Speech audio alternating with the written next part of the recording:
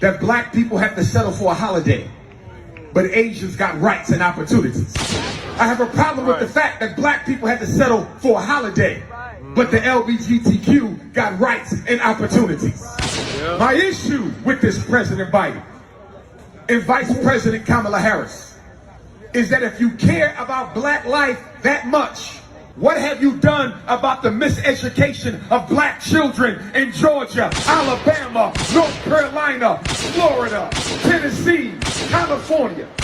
What are you doing about the gentrification of black people that is at an all-time high, even right here in Atlanta, where rich whites are pushing poor blacks out of their home, giving birth to a black homeless rate that is at its highest rate in the past 20 years? If you care about black life, why aren't you doing anything about the mass incarceration laws that are not only putting black men behind bars and destroying the black family, but also putting black mothers behind bars? And when you lock up a black woman, you scatter her children. When you lock up a black woman, you take a mother away from her babies. When you lock up a black woman, you destroy the black family.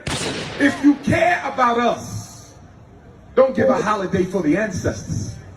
Give a law, give a bill, give some resources for those of us living right now. If you really care about what happened on Juneteenth, no disrespect to LGBTQ, you didn't build America the first 200 years. Black people did. No disrespect to the Asians, you didn't build America the first 200 years. Black people laid the foundations. Black people made the bricks. Black people built the railroads. Black people picked the cotton. Black people carried the sugar. No disrespect to the Arab, the East Indian, the Latino, or the Mexican. You did not lay the foundation for this. So when you talk about multiculturalism, you can leave black people out of it because we have nothing in common with nobody else's culture because everybody came to America as an immigrant. Yeah, you see, in some terms, don't get me wrong, he's saying some very powerful stuff. And so it's going to make a lot of people who are not what I call, who are more angry than thinkers, it's going to make a lot of them upset and get the exact kind of emotion you want out of it. But he showed our ancestors. He showed that they laid the foundation. But we're not taking advantage of it. You see, don't get me wrong. I'm not trying to shoot anything he's saying down. What I'm saying is we are where we are right now because of what we're not taking advantage of, not because of what these people are doing to us. Yeah, you want to talk about the education? Tell them to go into a city school and see how these young black people act. Brother, see, before you talk about the educational system and how bad it is, please make sure that our kids are in there sitting down and shut up and ready to be taught. Only then can we blame the system because I've been there. I worked there. I work for the system. I see our young black people are killing their opportunities. And it's a slap in the face to the very ancestors you say that Juneteenth was about. The slap in the face.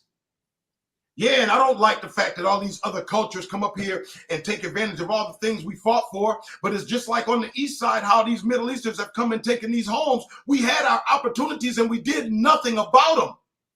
I watched my generation, watched them give up life. And they gave it up early. And they decided to become failures. And they did nothing about that. And they were knocking up girls left and right. Brother, we got responsibility in this. We are at least supposed to do what we can do. And then we can point our finger at the racial components in this country. But until we sit down and shut up, and until our young black men who you can't tell anything stop committing crimes, even the small ones, we are different than white people. They treat us different. So if we go out there committing a crime, understand that a white person get 15 days, you might get 15 years.